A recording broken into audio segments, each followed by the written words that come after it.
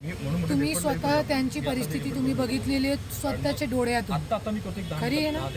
तो ते किती डिप्रेशनमध्ये होता आणि किती प्रेशर होता त्यांच्या डोक्यावरती आणि तेच प्रेशर तो मला करत होता की बोलू नका, मीडियावरती बोलू नका.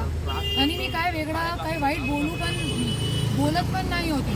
मी फक्त इतका बोलत होती की न्यायालयाच्या आणि माझे जे ॲडव्होकेट होते त्यांचा धन्यवाद, फक्त इतका मी बोलत होती.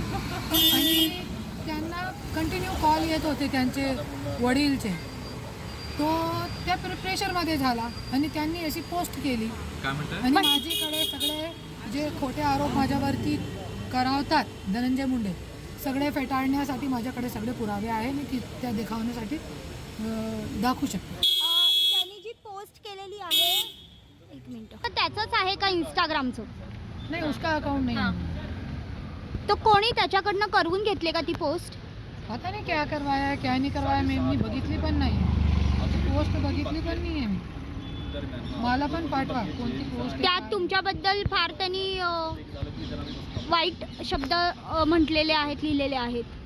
कोई बात नहीं, मेरा बेटा है, पति इतना कर रहा, बेटा थोड़ा तो कर सकता है ना.